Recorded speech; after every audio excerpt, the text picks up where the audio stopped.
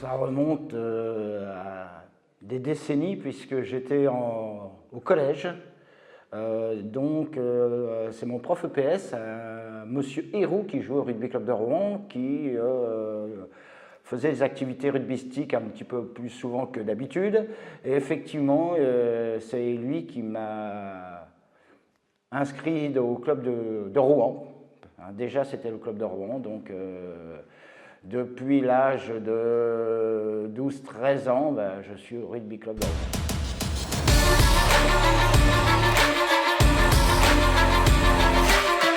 Premier entraîneur, premier dirigeant, je pense que c'était José Madillac, qui était président. Et le premier entraîneur, ça devait être Claude Delalande.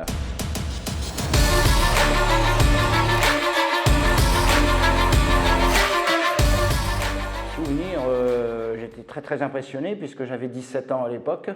On jouait déjà à un certain niveau.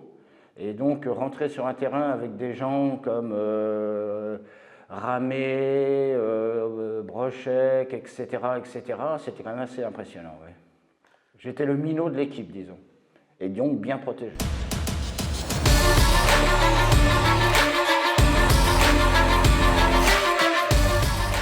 C'est la solidarité. Hein.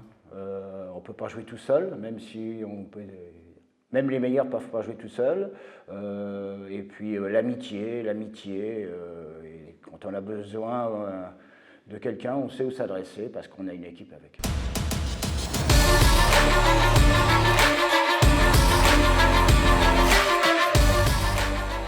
Le rugby a une incidence énorme puisque c'est lui qui m'a trouvé mon métier, professeur d'EPS, par l'intermédiaire de M.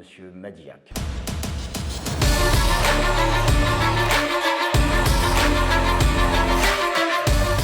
Le meilleur souvenir, j'en ai beaucoup.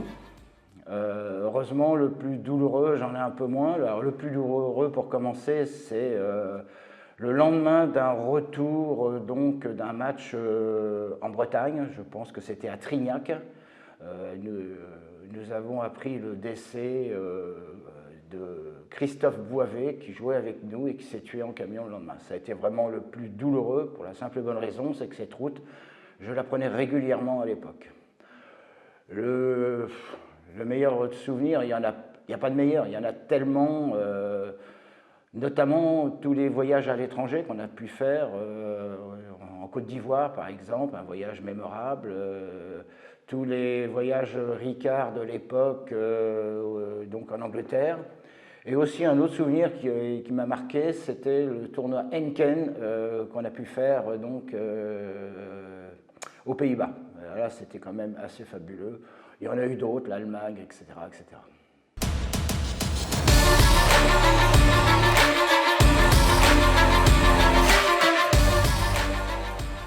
Adversaire, je me souviens, c'était un match amical contre la France au stade Robert Diochon, où j'avais Tafari qui était en vis-à-vis. C'est aussi un triste souvenir puisque c'était le jour où Jean-François Flippomo est décédé. Les meilleurs, il y en a eu tellement des meilleurs qui m'ont vraiment... J'avais par exemple Christophe Boivet, il y avait Ramé, il y a eu Brochek, mais je pourrais presque tous les citer parce que à l'époque, comme j'étais un minot, pour moi, c'était tous des exemples. Il y a Horton aussi qui m'a aussi marqué, notamment par l'épaisseur de ses mains. Voilà.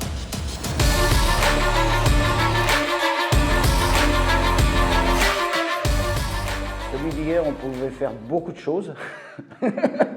Si on jouait encore comme hier, je pense qu'on ne jouerait pas très longtemps parce qu'on aurait des cartons jaunes, voire rouges, très souvent.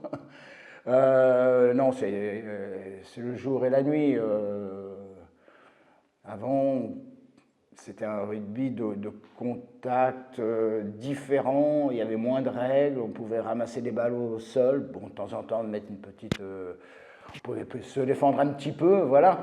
Maintenant, effectivement, moi je suis admiratif du rugby moderne, d'une simple et bonne raison, c'est que ce sont tous des monstres à n'importe quelle place. Moi, en tant qu'arrière, je ne pourrais plus jouer maintenant, vu mon gabarit, dans les équipes modernes.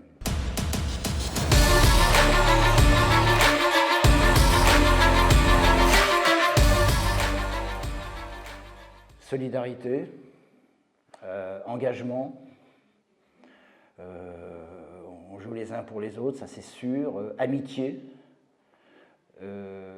mais la véritable amitié, hein, pas l'amitié quand on a besoin les uns des autres, on trouve toujours un rugbyman pour nous aider, c'est ça vraiment les valeurs du rugby, c'est vraiment des valeurs exceptionnelles que en tant que prof EPS, j'ai essayé d'inculquer à mes élèves, mais bon, il n'y a pas eu beaucoup de retours, c'était beaucoup le foot pour eux.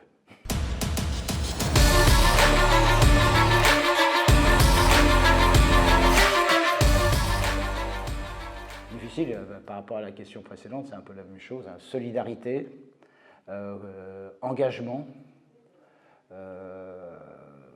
fraternité. En gros, c'est un peu ça. C'est vraiment le sport phare, à mon avis, qui donne à peu près toutes les notions de la vie actuelle.